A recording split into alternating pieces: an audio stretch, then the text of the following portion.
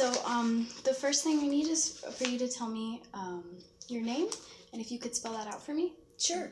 It's Connie Louanne Loch, Connie, and then Louanne, one word, Mabry-Loch. Okay, and my name is Sabrina Mijares, and we're here from the Samuel Proctor Oral History Program. And we thank you all very much for helping us out with this project. Thank you so much.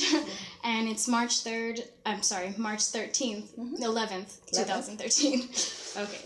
So what I'll first ask you is when and where were you born? I was born in Charleston, South Carolina at Roper Hospital.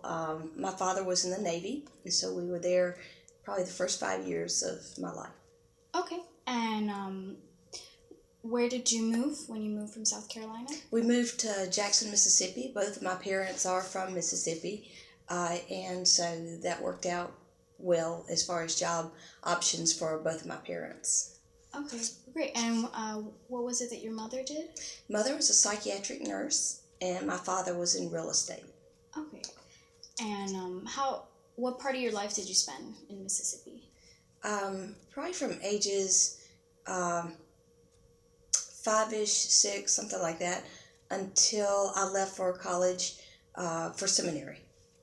Okay. And so you went to school in Mississippi? I did. Okay. And where's your family from? Mother's originally from Philadelphia, Mississippi. Okay. Daddy is from Meridian. Okay. Mm-hmm. Great. So what religion do your family members practice? My father was Southern Baptist when he went to church. When my father stopped going to church, Mother, who was raised Methodist, said, well, I'm going to take the girls to the Methodist church. And so we were pretty much raised in more of a, I guess in the deep South, sometimes some of the Protestant churches are more fundamentalist. And so I was raised in more of a fundamentalist Methodist church. Okay, and what role has your family had in the development of your beliefs and your arrival to this position today? Well, my mother was very intentional about getting us to Sunday school, to church, then to, I think it was called IYF, it was the youth group, and then we went to Sunday night church. And then when there were kind of itinerant preachers came in to do revival services in the summer, so she always made sure we attended those. Yeah. Yeah. Okay, and your father? He really wasn't a churchgoer. Okay. So did your father have any role in your beliefs today, or no? Not really. Dad, like I said, stopped going to church when I was very young. Okay. And so that really, it was pretty much all on Mom's plate to make sure that we, got what we needed spiritually. Okay. And your education growing up, did that have any role in your beliefs today? Well, when I was a young person, I was very attracted to the church, and even though it was a conservative church, meaning the women weren't allowed to do much, and it was more of a biblical, literalistic belief system, I did get to be an usher, and I was president of the youth group and those kind of things. But when I hit about 15, I had some very complicated questions, such as how can somebody be fully human, fully divine? I had questions about the resurrection and questions about the virgin birth and all those things. And when I went to my minister in the Methodist church, when I was 14 and 15, the questions pretty much started. He pretty much told me that I was doubting Thomas. And so I needed to take everything on faith and not try to use my mind to figure things out or to work toward faith. So in a period of time between, I guess, say 15 or 16 and college years, I dropped out of church and really felt that I was agnostic because I couldn't make the questions go away, and I was still struggling with them. And so I just spent a time of trying to find God on my own. I would watch these funny shows on Sunday morning, trying to think. they were like these Jubilee brothers, and they always sang from the Everglades in Florida or something like this. They looked almost like they were the Lennon sisters, and they were these Jubilee boys or something like that. Somebody older than both of us could probably remember that. But anyway, so I still believed in God, but I being told I was a doubting Thomas really affected my desire to go to church. Okay. Can you tell me a little more about why around that age of 14, 15, you started to have those questions? I'm not real sure. I think as I got older, for some reason the questions came. I can't describe exactly where they came from. Maybe I was just reading more. Okay. And that may have kind of instigated the questions, or perhaps it was something I heard in a sermon and wanted more conversation with the minister, because apparently I had the conversation with him about those questions, and that's when he kind of stifled my growth by saying that, that sounds like doubting Thomas to me. Right.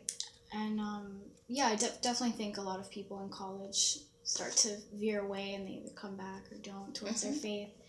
So what played the most important role in kind of bringing you back towards this path of faith? It really was a God thing. I this is really strange, but I was dating a young man whose mother was what would you call it? Master of the hunt in a fox hunt, but they didn't use real foxes. They drug a scent, and the horses and the dogs would all go chasing after it. But anyway, there was a woman priest that was blessing the hounds prior to the hunt, and it was an Episcopal priest, and so I was curious about that. Yeah. And so I was in law school at the time, and so that just kind of started me thinking, and was curious. I liked the liturgy I saw in the little service that she did, and its tradition. It was very, had a nice form to it. I struggled in that time of doubt and questions. I went with various friends of mine to the Presbyterian Church, to the Roman Catholic Church. I always liked the Roman Catholic liturgy because it was in a book, or it was things that were said. They had order to it. Unlike, my Methodist church had some order, but not very structured. There wasn't a liturgy per se. And so that started getting me thinking, when I saw the service. And then I was in law school and started wanting to go back to church. I think stress had a little to do with that. And so I found my way into a church that I thought actually was Roman Catholic, because it had the, the bell towers and the, kind of the, it looked like this church basically. It's, while I would now identify this as an Anglican look, back then I didn't know if it was Roman Catholic or Anglican. So anyway, I walked into this church, and there was the dean of the cathedral. It was St. Andrew's Cathedral, was Ed Bacon, who on that Sunday told a story about growing up Southern Baptist and having doubts. And then I look over to the left, and there is the woman that was blessing the hounds at the service. Oh. So I'm like, okay, there's something to this.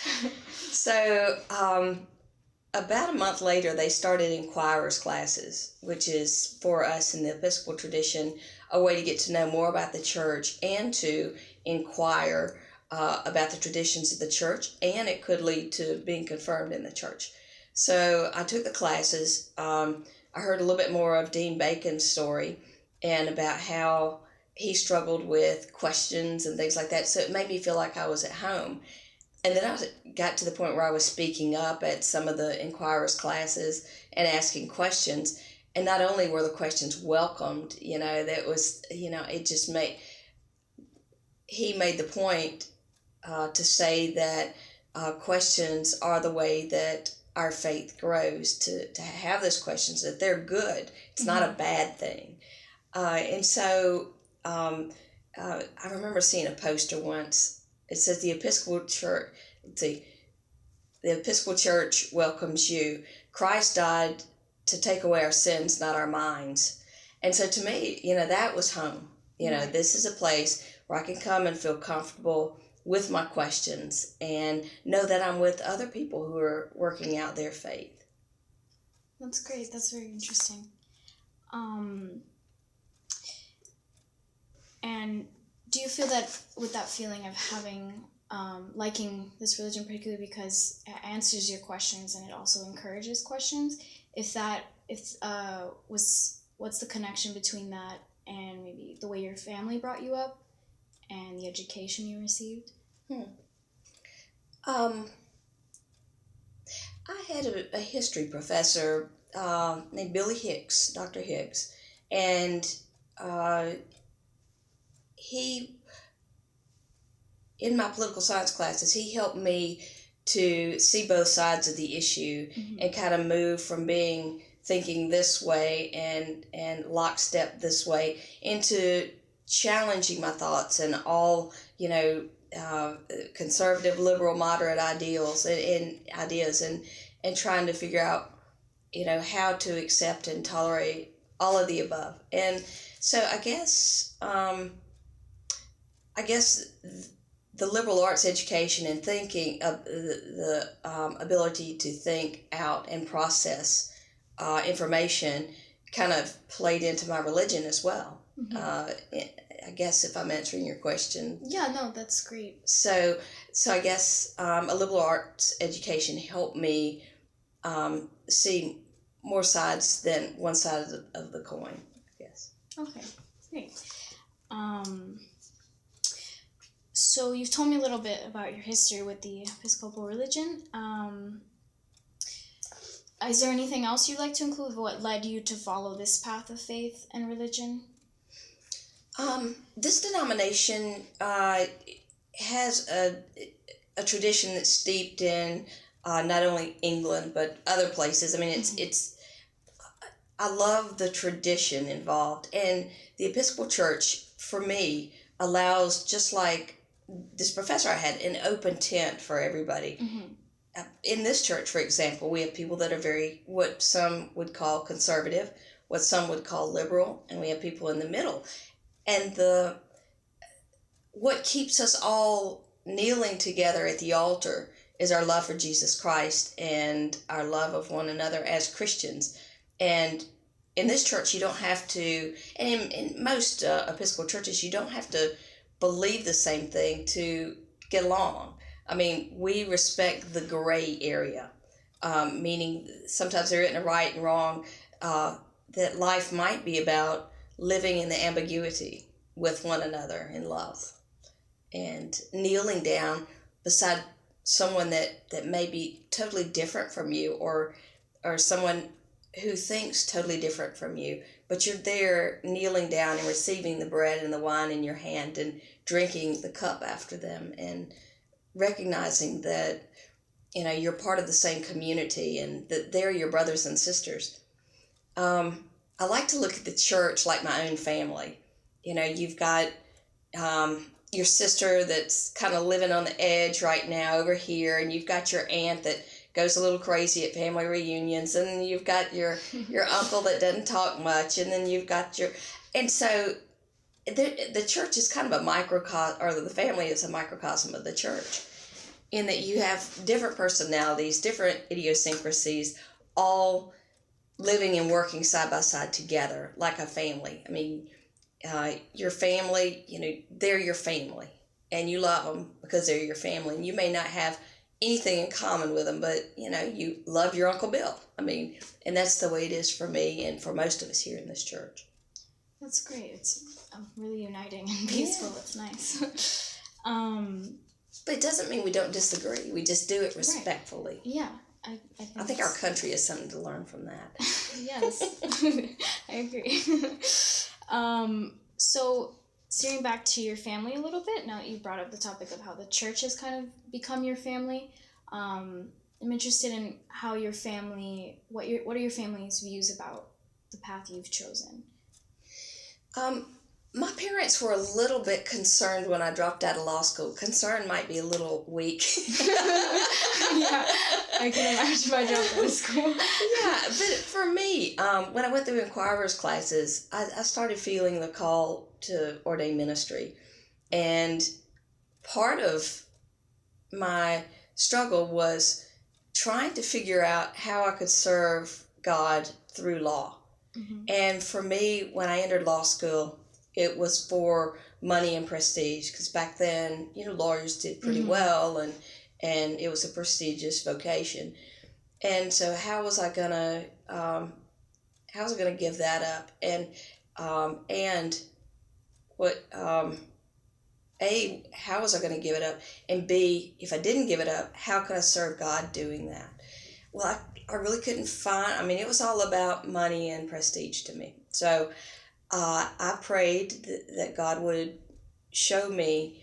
I said, God, if you don't want me to be a lawyer, then show me what you want me to do, because this is killing me. Uh-huh. It's tearing me up inside, because I'd wanted to be a lawyer since I was probably 12. And so here I was at 24 or so, just willing to give that up. And so when I finally was able to say, okay, God, it's yours, I cannot deal with this. You tell me what you want me to do. I was just at a breaking point. And that's when questions started really, really flooding in about the scriptures and faith and vocation and all that. And so I was always bringing my law books, to the cathedral courtyard. The bishop would walk by occasionally, because the bishop resides in the cathedral, and his office mm-hmm. In Mississippi is there. And he kept seeing me out there, and so did the dean of the cathedral. And so the dean and I started having meetings together to go over like a long list of questions, wow. Every 2 weeks. And he said, you might want to consider going to seminary. I don't know if I wore him down or if he sensed a call. I'd like to believe the latter. So the bishop, he made an appointment for us to talk to the bishop. And I talked to the bishop, and I said, Bishop, I really, really don't want to be a priest.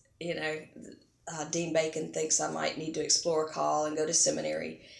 But I really don't want to, if anything, I feel like I'm probably called to get a doctorate in divinity and then teach, mm-hmm. Teach New Testament or theology. And he said, okay, Louanne, you just go on to seminary, and after a year, come and talk to me, and let's see where you are. And so after a year, I came and talked to the bishop, and when we're in seminary, we had to do field work. Mm-hmm. And so I was working at Episcopal High School in Alexandria, Virginia, and I was working at a church nearby. And people just started complimenting the gifts I had for preaching and for, running programs and things like that. And so I started listening, but I didn't want to be a priest. I had seen priests riding around poor in these old beat-up Volkswagens and having to wear black all the time. And that's superficial stuff, but, just reason upon reason, I was trying to turn away from it. And then I came back to the bishop after my second year of seminary. And by then I had done CPE, which is Clinical Pastoral Education. And I did that. I did 2 units, actually. I did one at the Kaneohe State Mental Institution in Hawaii, which was, that's another story. It was a free place that gave you money and food, so that was good. You've been a lot of places. Yeah. And then the second place was the National Institute of Health, the NIH in Bethesda. Okay. And so it affirmed my pastoral skills and my preaching. And so I went back to the bishop and I said, I might need to give this go through discernment process through the parish. So the bishop said, that's exactly what I want you to do. So I took the year off in between my junior and senior year. Only at Virginia Seminary at the time did the MDiv, Master in Divinity track with the Master's in Theological Studies. So what happened is I came away with a 2-year master's degree in theological studies. So I went back home and went through the discernment process during that year. And at Virginia's seminary, you can just add on that last year of divinity, and then you'll have a 3-year master in divinity. You give up your master's in theological studies because it tracked. Okay. So the bishop sent me to Natchez, Mississippi, which was very conservative for me to go through my process. Process in the Episcopal Church is, at a local level, you have to have a minister or a dean, rector. Like I'm a rector here. If it were a cathedral, it'd be a dean. You have to have somebody sponsor you. So then once they sponsor you, they pick a committee anywhere from, say, 6 to 12 people. And they work with you and ask you questions that the diocese prepares in advance for everybody, the same questions for everybody that goes through process, to help you discern whether or not you're really called to the ministry. Okay. And at the end of the process, they have to be convinced that they hear a call, or you don't go any further. Okay. From that stage, you go on the diocesan level before the Commission on Ministry, and that's just a larger, well, it's the same, about the same number of people, but it's a diocesan scale committee that decides whether or not they hear a call to ministry. So you have to get through the hoops of the rector, the discernment committee at the local level, the diocese commission on ministry, and then the bishop has to approve you. Okay. And then you have all these psychiatric exams and the California multiphasic, all those kind of things. And process. Yeah, psychiatrist, psychologist, all that. And so, anyway, I breezed through all that, went back through my last year of seminary. I was one of 3 out of, no, there were 3 of us out of 14 that were approved to go forward in the process, and so that was good. And so then I felt like I wanted to stay in the Northeast because I enjoyed Virginia and Washington and Maryland, and so my first parish was in Owings Mills, Maryland. Okay. So can you tell me a little bit about what brought you down to Florida? Yeah. Cold weather.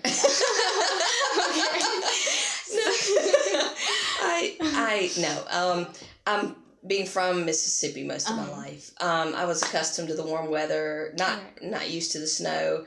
And, I miss, the southern people. So when I was raised in Mississippi, we always went to Florida for vacation because we would drive to Pensacola or Destin, and that's where we snorkeled and we played in the sand and all that. So I always knew I wanted to come back to Florida and wanted to live and work in Florida. And so when I got the call to come to Gainesville, I was I knew this is where I wanted to be. Okay, and how did that happen? How many years after you began your...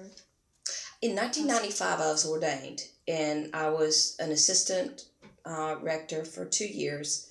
Then I was called to my own parish, and that was St. Matthias in Overlea, Maryland, which is just right outside Baltimore City. So we dealt with a lot of social issues. There was a lot of drug use, prostitution. There were people who had lost their jobs that were working for Bethlehem Steel and Martin Marietta. So it was a real mix of people. We had gay and lesbian couples. We had World War II vets. I mean, it was a very interesting mix of people that really got along well. And then from there, I was called to a larger parish in North Carolina.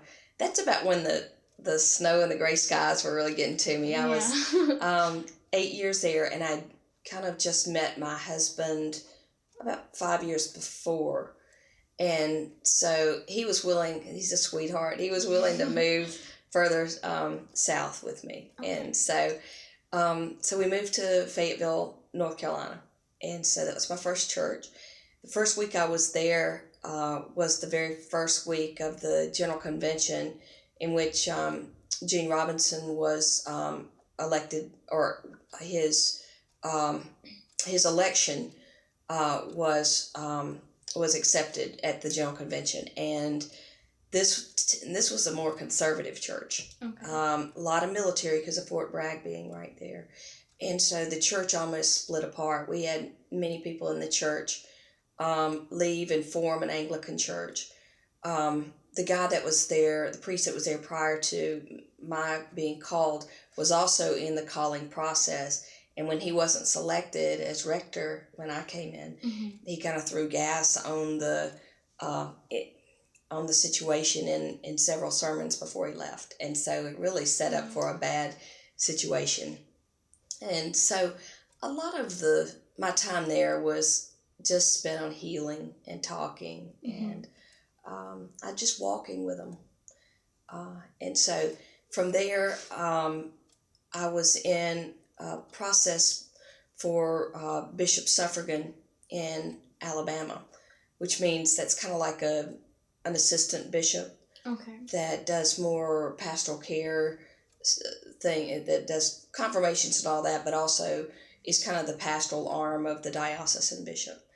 And so I made the short list for that. I think there were 6, 7 of us left, and I found out pretty quickly that isn't what I wanted to do. There's so much road time, meaning you have to travel a lot, not be home with your husband or your puppies, and so Bishop Howard asked me to consider Holy Trinity Parish, and at first I was hesitant because I said, I'm in this search process for suffragan bishop. I need to see it through before I, get involved in another process. And I spoke to Betty Alsabrook, who's one of our parishioners here that was pretty much born and raised in this parish. And she asked me to take a look at the profile. I did. It just seemed like a perfect fit for my gifts and the parish's needs at the time. So I allowed my name to be entered into their process, and they called me. So that's great. Yeah. So can you tell me a little bit about what for you made it a perfect fit? They were looking for someone who had some gifts in preaching and pastoral care, and those are two things that I really, really enjoy and love. It's a diverse parish, and I'm all about open hearts, open minds. It's an educated parish. The fact that it's in a university town had a lot of energy. I have a lot of energy to bring it. So that all seemed to me to be a really nice fit. And they wanted to grow, and I love evangelism. And so. And what year was that you came down here? 2007, December 2007. That's right. Okay.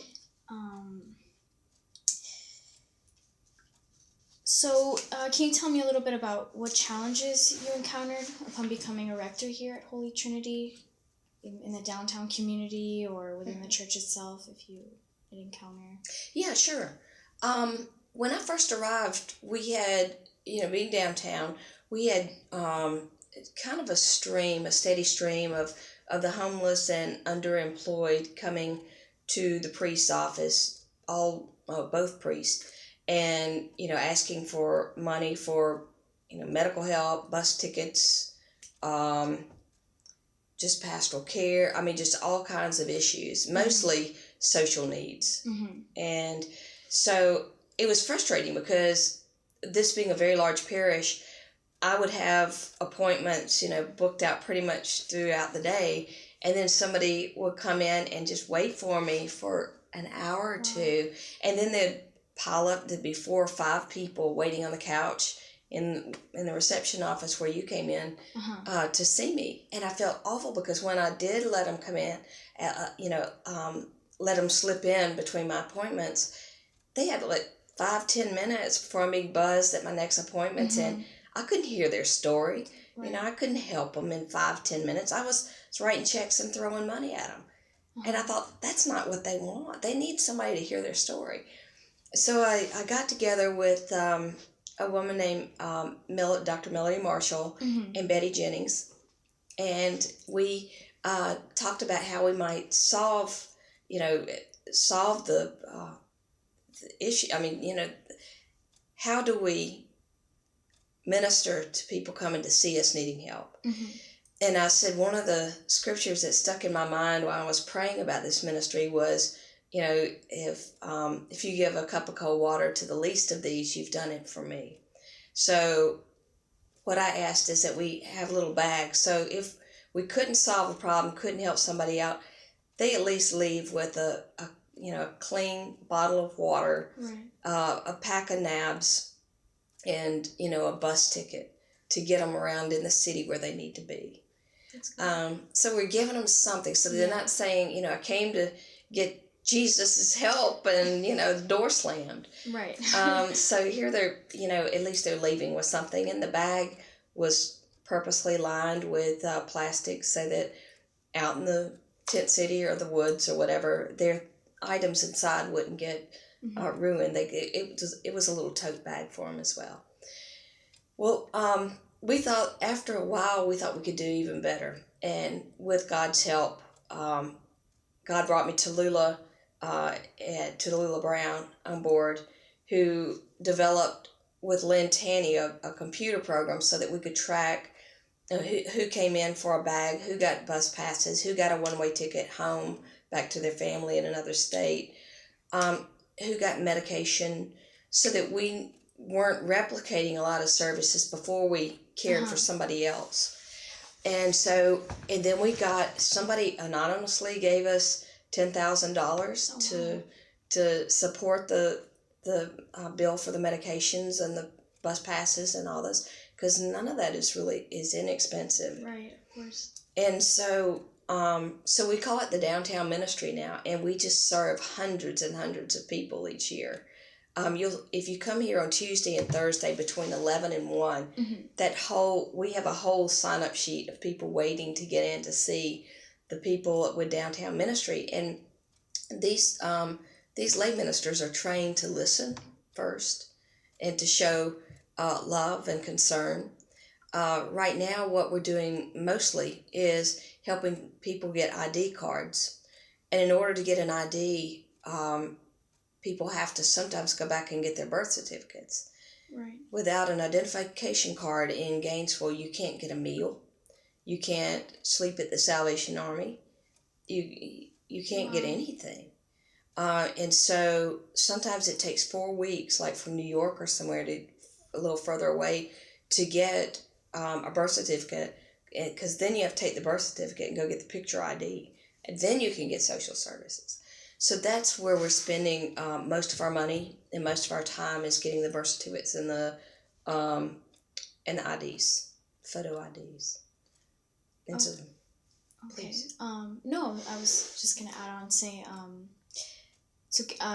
can you tell me a little bit about how the program or the Downtown Ministry has grown since you got that $10,000 fund and also, or the donation, sorry, and you had the computer tracking system, and how you've kind of gotten to this level where you're actually helping them get IDs. Right. We started with a little grid, and it shows us when our heightened months are. So we know that if we've got, $5,000 left, we're going to see a big increase in the summer. It's going to bump up. So we've got to know to save enough money to cover those high months.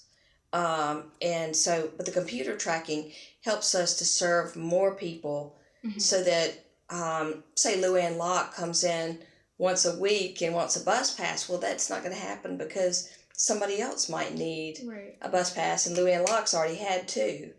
And so we limit what we do so we can serve more people.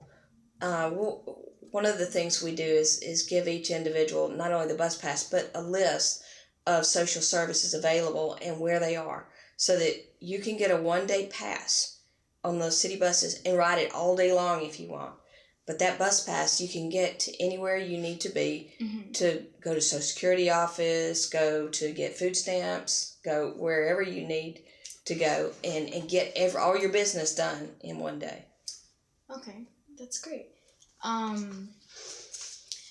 So working with this downtown ministry, what are the changes you've seen in the community from all this work you guys have put into improving these services for these people? Yeah. A lot of success stories. That's good. We have one guy that comes in. We feed breakfast on Sunday mornings at 7:30 because of one of our vestry members. I'll just say her name, Kathy Navajas. He was able to get out of Tent City, and he was a veteran. They wrote a story about him in the Gator magazine. His name was Cliff, and he was homeless, but he worked on occasion. He was apparently a really good carpenter. I believe it was his trade. And so Kathy was able to connect Cliff with another Marine who was disabled, a woman who was living on her own in the country. And now Cliff works for this woman, helps around the farm and the house.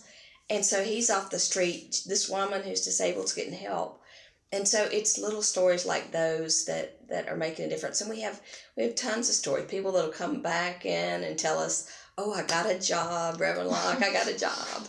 And sometimes they still come back and eat breakfast with us on Sunday mornings at 7:30 just to stay in touch with their old community. And it's really, really nice. It is really nice. It's very rewarding. It is. And another ministry we do here very well, I think, Ann Pearson's our senior warden, and she and David Miller have been heading up what's called IHS, Interfaith Hospitality, IHS is Jesus' name in Latin, IHN, Interfaith Hospitality Network. So if somebody is living on the street or in their car, and they have a family, a lot of these shelters won't take you in if you have a family. Wow. Because there's nowhere to put the kids or mix the same sex, the men and women.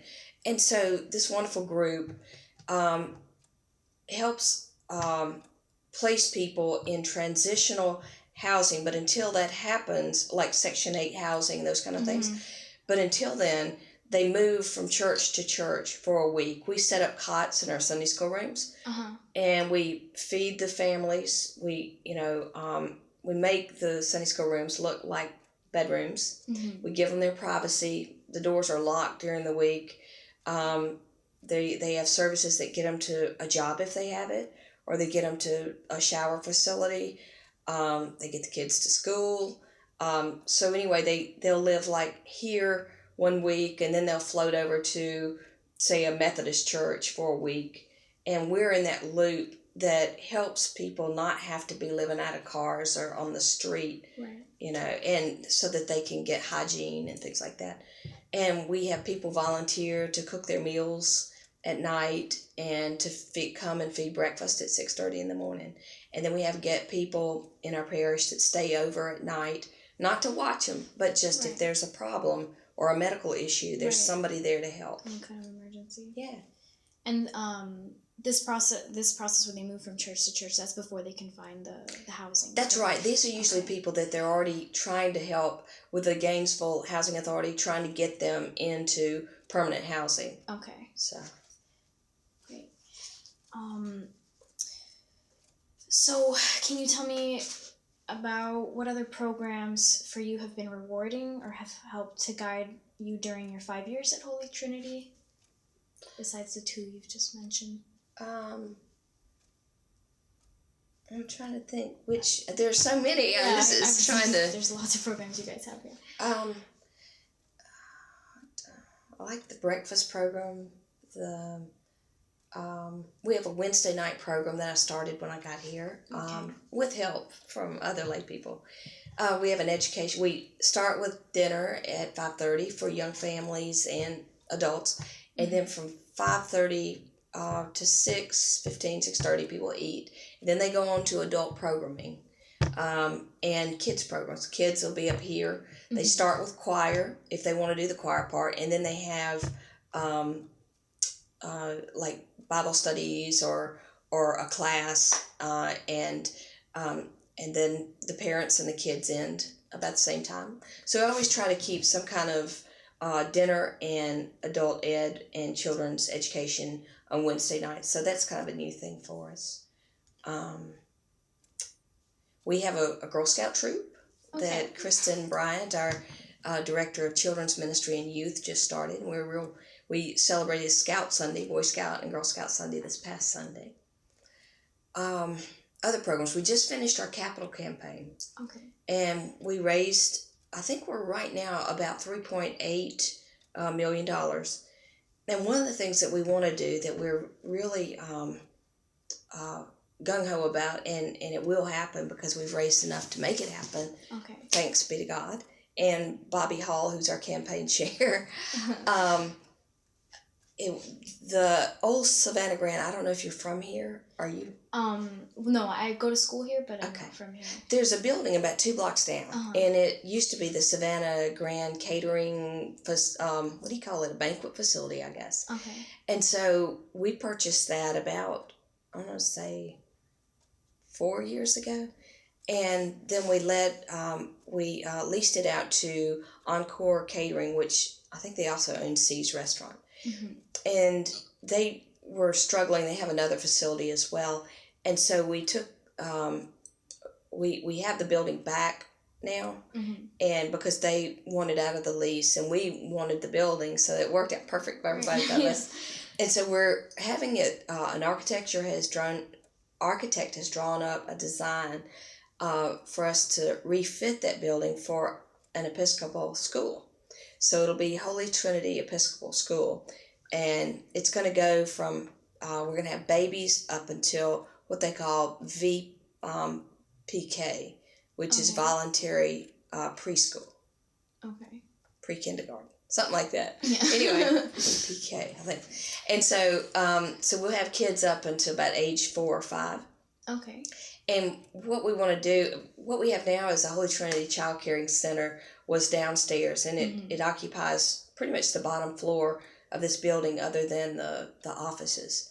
And then on 16th Street, near the CVS and Walgreens, there is the 16th Street Center, which is for the older kids, the older, pre-kindergarten kids. Okay. And so what we want to do is put everybody in the same school because, Betty Jones may have one child here at the church, but then she's got to drive all the way to 16th Street to pick up her 4-year-old. And so we wanted to consolidate the two and put them together so that parents aren't having to go to 2 different places if they have kids of different ages. Also, we want more of an Episcopal emphasis on the education, meaning they would get, it would be more Christian-oriented or religious-oriented. If a child is Buddhist, we aren't going to, force anything on them. That's not who we are, but it will be a church school. Okay. And so we're real proud of that because the school has been a success. We also have scholarship programs for those kids. We take early childhood learning center children, children that can't afford preschool or nursery. A lot of single mothers, single fathers that need help with childcare come to our center, and we have X number of scholarships available, and we will continue to do that. That's great. Yeah. Early childhood education is very important. Yes. Okay. So we'll go on to another question that's a little bit different from this topic, but what does the Holy Trinity and your position as rector mean to your life? What does Holy Trinity as my position as rector? And your position as rector mean to your life? Mean to my life? It means, I guess, giving away power. I mean, I see that as my job. Seeing somebody's gifts and talents and saying, would you like to do this? Or take this ball and run with it. It's trying to, I guess, match up people's gifts, and the needs of the parish are very important to me. Because I don't want to match somebody up or ask somebody to take on a project that may not fit their gifts or their strengths, because then people come away feeling inadequate or burned out. So I guess as rector, can you read the question again? Sure, no problem. So the question was, what does the Holy Trinity and your position as rector mean to your life?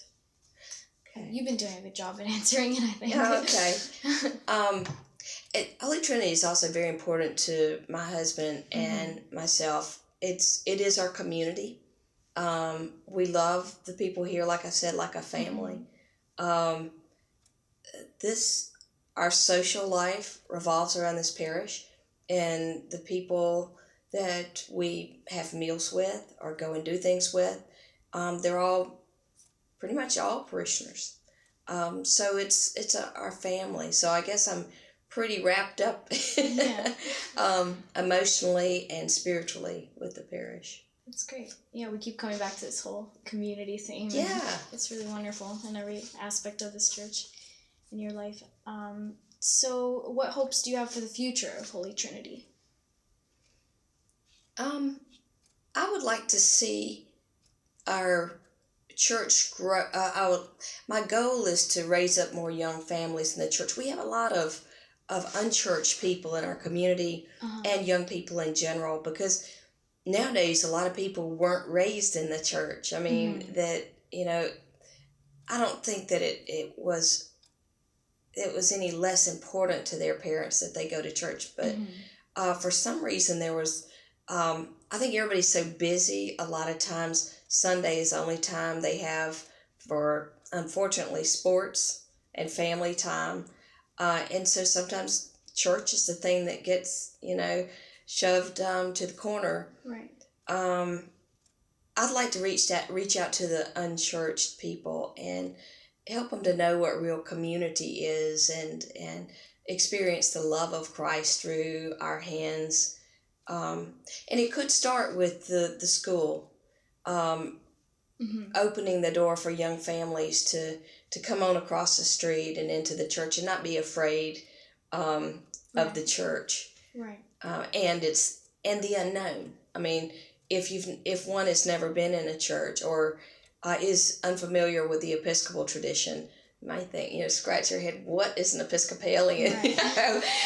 Is that somebody that doesn't eat meat? I mean, I don't know. It's so, it's making people feel comfortable, reaching out and making people feel comfortable is important to me, and getting more new families involved in the church is important to me, while still caring for our older parishioners and making sure that in their times of need and surgery and illness, they're cared for as well.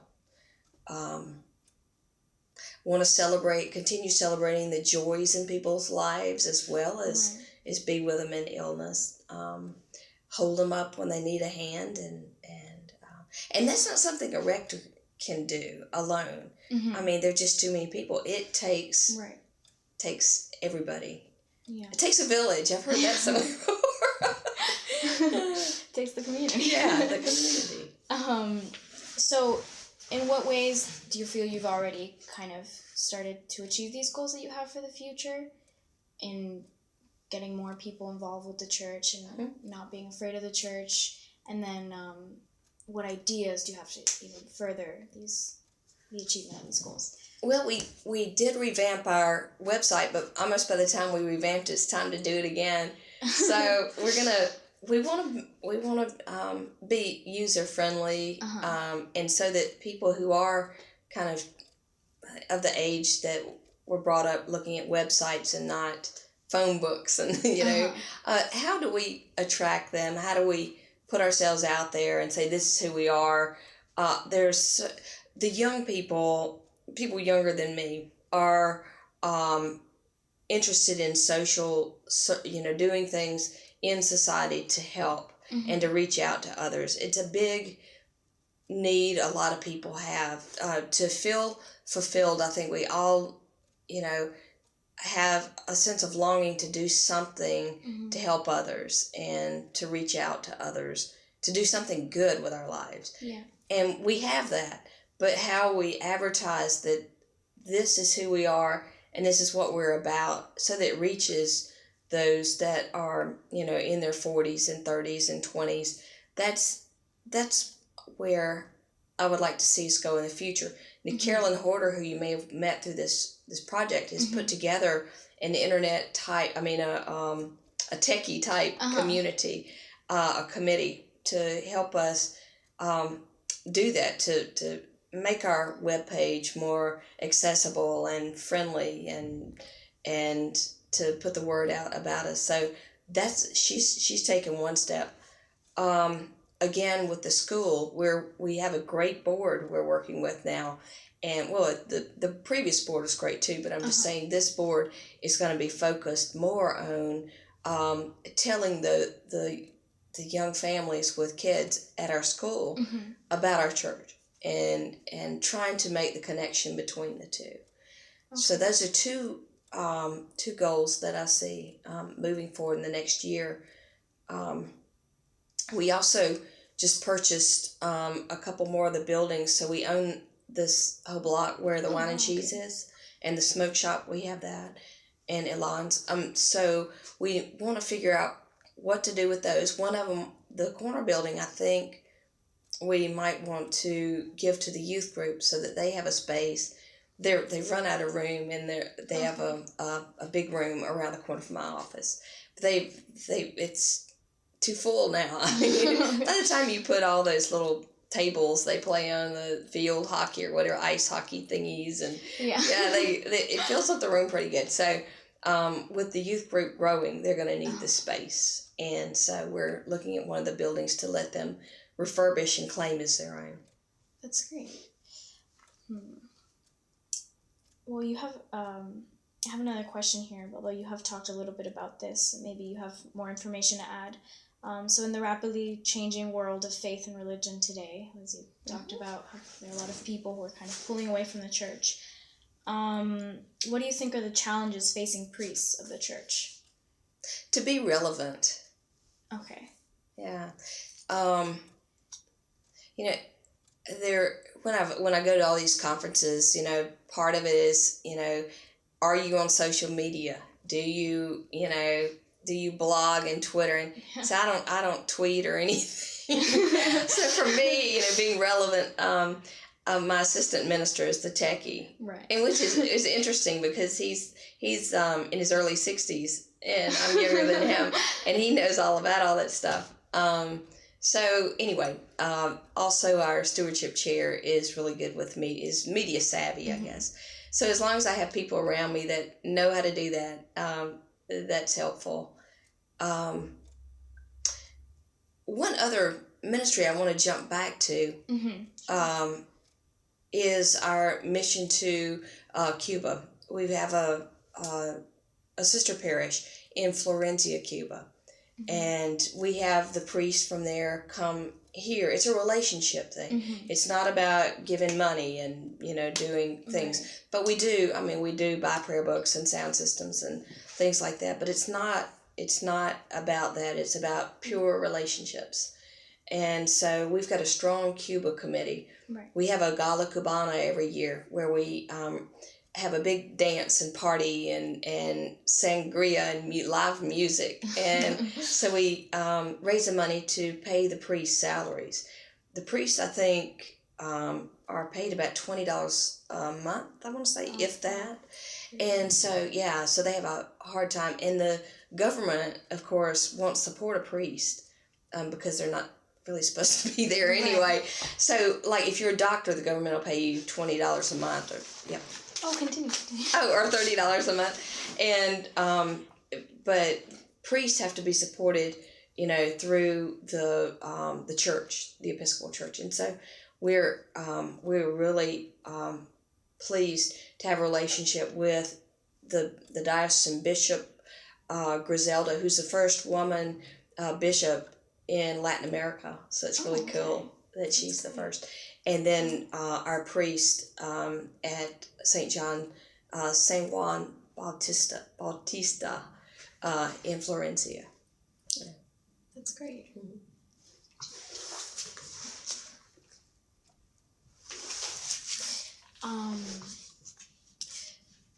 So I've actually asked all the questions that I was having to ask here. Is there anything else you would like to talk about in the interview? Anything else you feel I didn't bring up that is important? I think you did a really good job. At this point, I can't think of anything other than my experience here at Holy Trinity has been nothing but a joy-filled experience. And I've never been in the presence of so many people who love their Lord and worked so hard to do His work in this community. These people amaze me. The amount of work they do and the love that they show in doing it. They'll go to the last mile for you here. And I'm very proud of them. Very proud. And proud to be their rector. That's great. So along the lines of this, what do you think has been the most important message that you guys have been sending the Holy Trinity? That God loves you, and that we love you, and that you're welcome no matter what your beliefs are, what your gender preference is, no matter. I mean, we take everybody as they come, and we'll make them part of our community. So. Well, thank you so much for your time. This has been a great interview. I've learned a lot from you. Thank you.